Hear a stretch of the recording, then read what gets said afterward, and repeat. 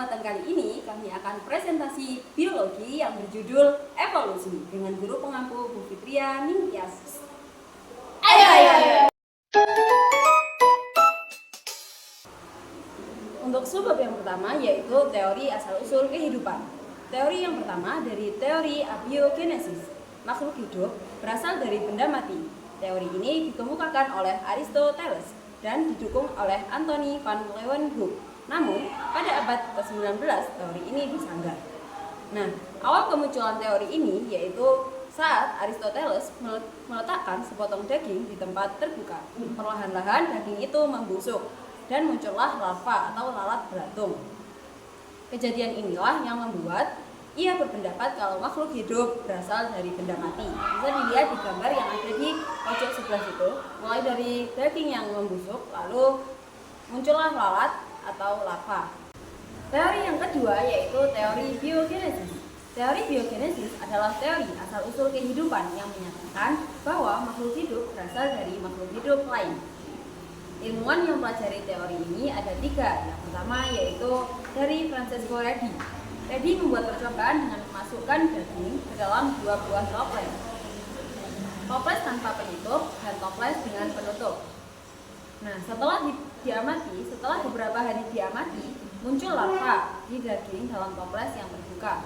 Sementara daging di toples yang tertutup bersih.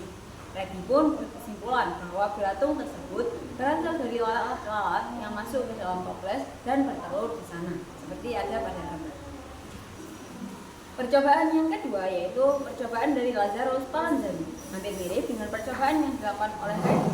Spallanzani berusaha membuktikan bahwa munculnya organisme berasal dari organisme lain yang hidup.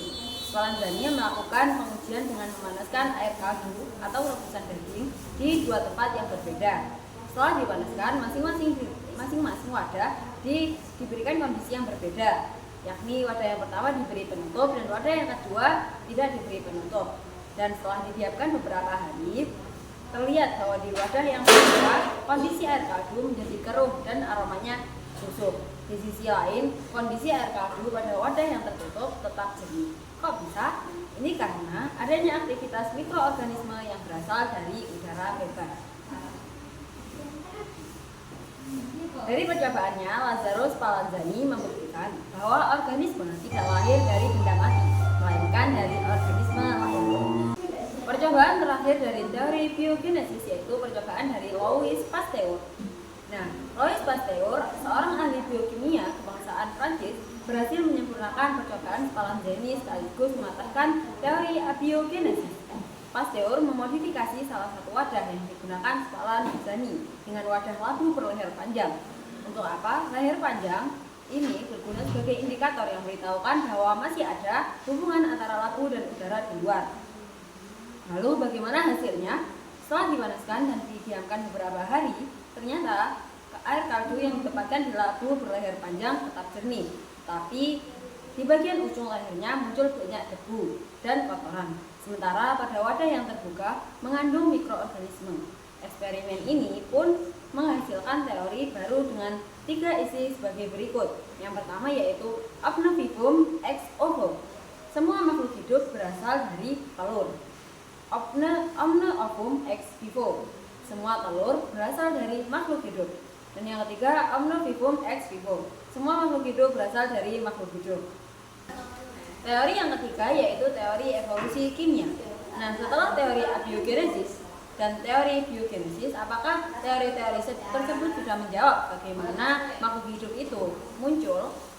Nah, ada teori yang ketiga yaitu teori evolusi kimia atau neobiogenesis.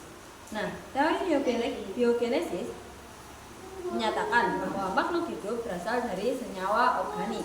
Teori ini berasal dari hipotesis dua orang ilmuwan Inggris, yaitu Oparin dan Haldane. Keduanya berpendapat kalau laut yang baru terbentuk mengandung molekul sederhana yang melimpah. Dari molekul sederhana ini terbentuklah molekul-molekul yang lebih kompleks sebagai cikal bakal munculnya kehidupan. Namun teori ini belum dibuktikan. Nah, akhirnya muridnya yaitu Stanley Miller baru bisa menyempurnakan teori tersebut. Nah, pada saat itu dengan menciptakan atmosfer bumi primitif ditambah dengan campuran-campuran gas seperti metana, amonia, hidrogen, dan uap air. Selanjutnya, Urey dan Miller memanfaatkan aliran listrik sebagai sumber pengganti cahaya matahari dan kilat. Dalam beberapa hari, percobaan tersebut menghasilkan senyawa organik yang terdiri dari urea, asam asetat, asam laktat, dan asam amino. Bisa dilihat untuk percobaannya. Dari hasil percobaan ini, mereka menyimpulkan kalau terbentuknya makhluk hidup dari senyawa organik sangat mungkin terjadi. Namun, prosesnya membutuhkan waktu jutaan tahun hingga pada penciptaan makhluk hidup yang paling sederhana. Teori yang keempat ada teori panspermia. Pada abad ke-19, para ilmuwan antariksa mengemukakan teori baru yang menyatakan bahwa benih-benih kehidupan sudah ada dan tersebar di seluruh alam semesta. Jadi, mereka menganggap suatu organisme mikroskopis itu berasal dari luar angkasa. Misalnya, asteroid atau planet lain yang berdekatan dengan bumi, seperti Venus atau Mars, kemudian berkembang dan berevolusi di bumi. Yang kelima ada teori penciptaan. Akhirnya, sebagian ilmuwan memutuskan untuk kembali ke teori penciptaan yang bersumber dari ajaran agama serta kitab-kitab yang mereka ikuti. Oleh karena itu, muncullah teori ini. Meskipun belum terbukti kebenarannya secara ilmiah, namun teori ini berasal dari Tuhan. Mereka percaya dengan iman, bukan pemikiran dari manusia. Memasuki sebab materi yang kedua ada teori evolusi dari Lamarck, Darwin, dan Weismann. Apa sih teori evolusi itu? Teori evolusi yaitu beberapa teori yang menjelaskan perubahan makhluk hidup dari waktu ke waktu. Yang pertama ada teori dari Jean Baptiste Lamarck. Teori ini menggunakan prinsip yaitu use and disuse. Artinya organ tubuh yang sering digunakan akan beradaptasi sesuai dengan lingkungannya. Seperti contoh, sebenarnya jerapah itu berleher pendek. Karena makanannya berada di pohon yang tinggi, otomatis leher jerapah tersebut akan memanjang dan diwariskan kepada keturunannya. Memasuki teori yang kedua ada teori dari Charles Darwin. Teori ini menyatakan bahwa evolusi berlaku melalui seleksi alam. Contohnya, nenek moyang jerapah itu sebenarnya berleher panjang dan berleher pendek. Karena makanannya daun berada di pohon yang tertinggi, otomatis jerapah yang berleher pendek tidak dapat mencapainya dan lama-kelamaan akan mati dan punah. Sehingga yang tersisa hanyalah jerapah yang berleher panjang. Memasuki teori yang ketiga ada teori dari August Weismann. Teori ini menyatakan bahwa evolusi berkaitan dengan pewarisan sifat melalui sel gamet. Weismann membuktikan dengan memotong ekor tikus selama 21 generasi. Namun, anak-anak tikus yang lahir tetap berekor panjang. Dari sinilah dapat disimpulkan bahwa perubahan fisik akibat sekitar tidak dapat diwariskan kepada keturunannya. Memasuki subbab yang ketiga yaitu petunjuk evolusi. Petunjuk evolusi adalah bukti-bukti yang menunjukkan bahwa makhluk hidup mengalami perubahan secara bertahap dari waktu ke waktu, serta memiliki hubungan kekerabatan satu sama lain. Bukti-bukti tersebut dapat kita lihat dari peninggalan fosil, variasi makhluk hidup, homologi dan analogi makhluk hidup, embriologi perbandingan, dan perbandingan fisiologi organisme. Petunjuk evolusi yang pertama yaitu peninggalan fosil. Fosil-fosil yang ditemukan dalam lapisan bumi dari lapisan tua sampai muda menunjukkan adanya perubahan secara berangsur-angsur. Dengan membandingkannya dapat diketahui adanya proses evolusi. Yang kedua adalah variasi makhluk hidup. Variasi adalah perbedaan yang ditemukan pada individu-individu dalam satu spesies. Jika variasi tersebut hidup pada lingkungan yang berbeda, maka akan menghasilkan keturunan yang berbeda juga. Yang ketiga, homologi dan analogi makhluk hidup. Homologi adalah organ-organ makhluk hidup yang mempunyai bentuk asal sama, kemudian berubah strukturnya hingga fungsinya berbeda. Sedangkan untuk analogi adalah organ-organ tubuh yang mempunyai fungsi sama tetapi bentuk asalnya berbeda. Yang keempat, embriologi perbandingan. Beberapa kelas vertebrata seperti ikan, reptil, burung, dan mamalia, walaupun individu dewasanya berbeda jenis satu sama lainnya, namun fase awal dari perkembangan embrionya sangat mirip. Makin mirip, maka makin dekat kekeluargaannya. Yang kelima, perbandingan fisiologi organisme. Meskipun ciri morfologi dari jumlah sel yang membentuk setiap organisme berbeda-beda, namun terdapat kemiripan dalam fisiologinya seperti sistem respirasi, ekskresi, digesti, metabolisme, dan sebagainya.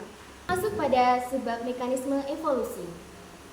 Evolusi terjadi karena adanya perubahan frekuensi gen dalam suatu populasi yang dipengaruhi oleh beberapa faktor utama. Faktor pertama adalah mutasi. Mutasi sendiri merupakan peristiwa yang menyebabkan perubahan frekuensi gen sehingga mempengaruhi fenotip dan genotip. Mutasi bisa bersifat menguntungkan jika menghasilkan spesies yang adaptif dan memiliki bibit unggul, merugikan jika sifat yang dihasilkan tidak mampu beradaptasi dengan lingkungan. Yang kedua, ada penyimpangan genetik atau genetic drift. Merupakan perubahan acak frekuensi gen dalam populasi kecil yang disebabkan oleh kematian, migrasi, atau isolasi. Terjadi melalui dua kondisi, yaitu the Borel effect dan the founder effect. The Borel effect terjadi akibat bencana alam yang menyisakan sedikit populasi. Sedangkan the founder effect terjadi ketika sebagian kecil organisme pindah ke tempat yang baru. Faktor ketiga ada aliran gen atau gen flow. Terjadi karena adanya migrasi dan perkawinan antar individu di antara populasi-populasi yang berbeda. Faktor keempat ada rekomendasi seksual, yaitu penggabungan kromosom secara acak melalui sel gamet dan tahap meiosis. Hal ini menghasilkan keturunan dengan variasi yang berbeda dari induknya dan berpengaruh pada evolusi populasi. Dan faktor yang terakhir ada seleksi alam. Makhluk hidup harus mampu beradaptasi dengan perubahan lingkungan. Organisme yang mampu bertahan akan melestarikan keturunannya, sedangkan yang tidak mampu akan mati atau pindah. Sekian presentasi dari kami, semoga bisa membantu teman-teman dalam mempelajari teori evolusi. Kurang lebihnya mohon maaf. Wassalamualaikum warahmatullahi wabarakatuh. Dadah!